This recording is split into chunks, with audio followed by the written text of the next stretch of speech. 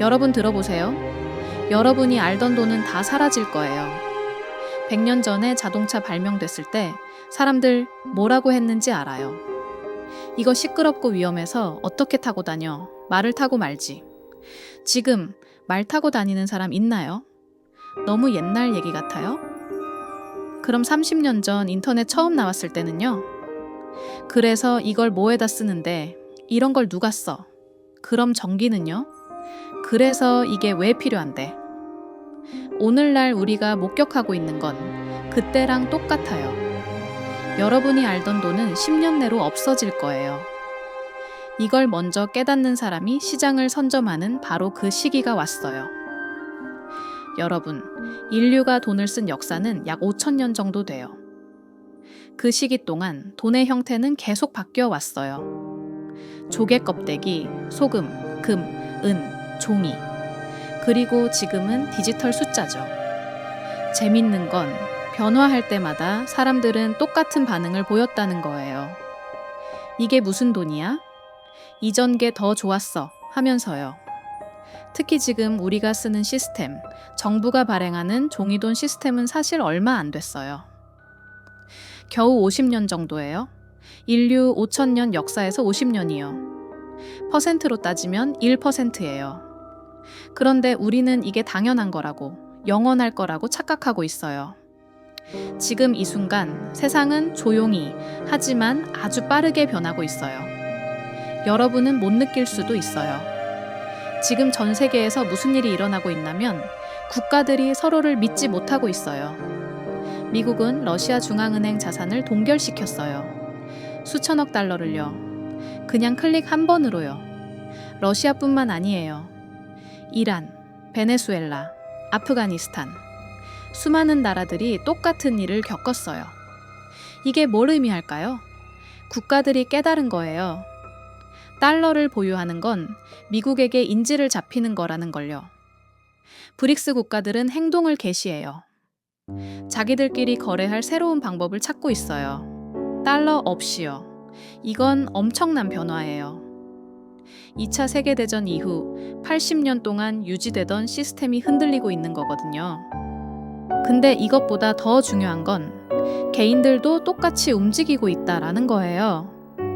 통계상 전 세계적으로 은행을 신뢰하는 사람의 비율이 계속 떨어지고 있어요. 특히 젊은 세대일수록 더 심해요. 왜 그럴까요?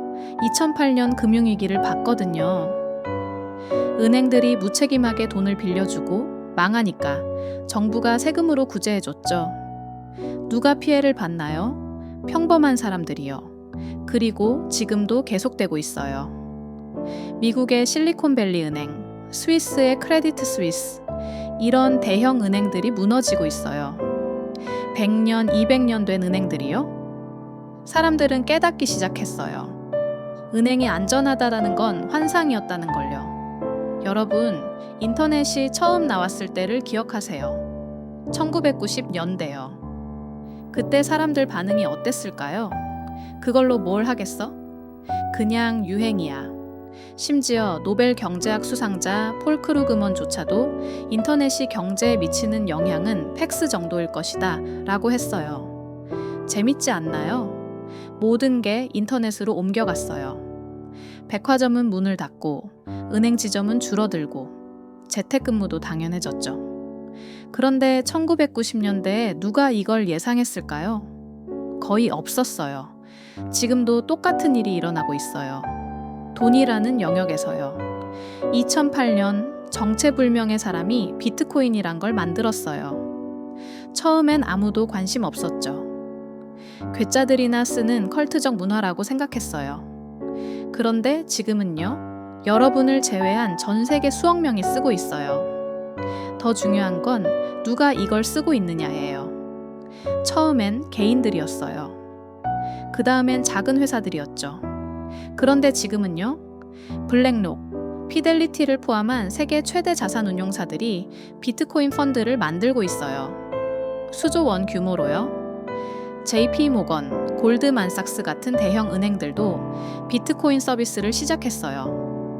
몇 년 전만 해도 비트코인을 사기라고 비난하던 그 사람들이요. 왜 그럴까요? 이게 과거의 인터넷식과 같은 거라는 걸 깨달은 거예요. 이미 기차는 막 출발했는데 안 타면 뒤처진다는 걸요. 기관들은 알아요. 개인들보다 훨씬 빨리 정보를 얻거든요. 그들이 움직이기 시작했다는 건 비트코인이 화폐의 패러다임 전환이라는 뜻이에요. 엘살바도르는 2021년에 비트코인을 법정화폐로 채택했어요. 세계 최초로요. 사람들은 비웃었어요. 저 작은 가난한 나라가 지금 뭔 짓을 하는 거냐 하면서요. 그런데 지금 어떻게 됐을까요? 2022년 중앙아프리카 공화국도 따라했어요. 그리고 지금 달러 대비 화폐가 약해지고 있는 파라과이, 파나마, 온두라스에서도 검토하고 있어요. 못 사는 나라들 아니냐고요? 미국도 그러고 있어요. 텍사스, 플로리다, 와이오밍 등 여러 주에서 비트코인을 준비자산으로 보유하자는 법안이 올라오고 있어요. 이게 뭘 의미할까요? 정부들도 알고 있다는 거예요. 기존 시스템이 한계에 다다랐다는 걸요. 여러분, 역사를 보면 패턴이 있어요. 세상을 뒤집는 큰 변화는 항상 가장자리에서 시작돼요. 중심부가 아니라요. 인터넷도 그랬어요. 처음엔 대학, 연구소, 괴짜들이 썼죠. 대기업들은 나중에 뛰어들었어요. 자동차도, 전기도, 모든 혁신이 그랬어요. 비트코인도 똑같아요. 가장자리에서 시작했어요. 사이퍼펑크, 프로그래머, 자유주의자들은 썼죠. 그 다음 개인 투자자들이 관심을 보였어요. 그리고 지금은 기관들이 뛰어들고 있고 곧 정부들도 본격적으로 참여할 거예요. 이게 바로 기술이 사회에 스며드는 방식이에요. 지금 우리는 정확히 그 중간 어딘가에 있어요. 아직 모든 사람이 비트코인을 쓰진 않아요. 하지만 분명히 그 방향으로 가고 있어요. 마치 2000년대 초반 인터넷처럼요. 그때도 모든 사람이 인터넷을 쓰진 않았지만 방향은 정해져 있었죠. 문제는 이런 변화가 일어날 때 어느 쪽에 서 있느냐예요. 1990년대 후반 아마존 주식을 산 사람들이 있었어요. 주변에서 다들 미쳤다고 했죠. 인터넷으로 책을 사? 말도 안 돼. 하면서요. 그런데 지금 아마존 주가 알잖아요. 반대로 인터넷은 거품이야 라고 말하며 조롱하던 사람들은요. 기회를 놓쳤죠. 여러분, 지금 이 순간 똑같은 선택의 기로에 서 있어요.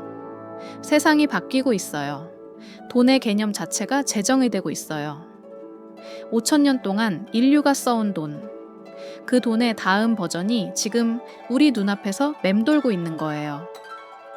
비트코인은 단순히 투자 상품이 아니에요. 이건 새로운 금융 시스템이에요. 정부가 없어도, 은행이 없어도, 중앙기관이 없어도 작동하는 시스템이요. 인터넷이 정보를 자유롭게 만들었다면 비트코인은 돈을 자유롭게 만드는 거예요.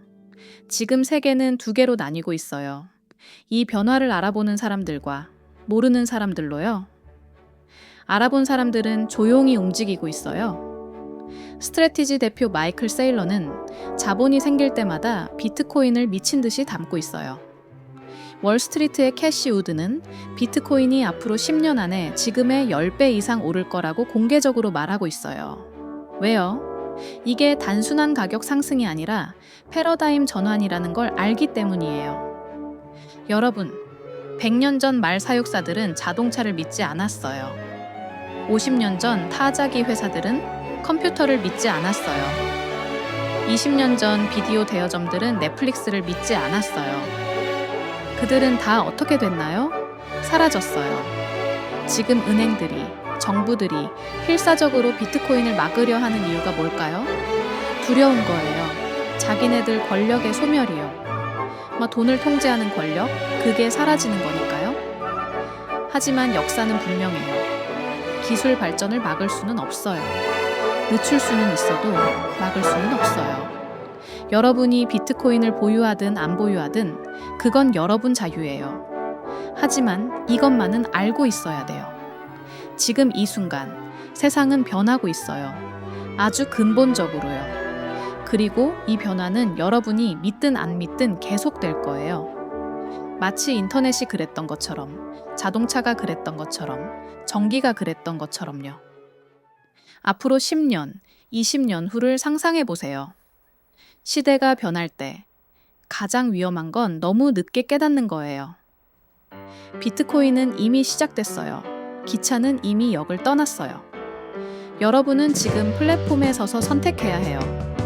이걸 인정하고 탈 것인가, 말 것인가를요. Sitting in the basement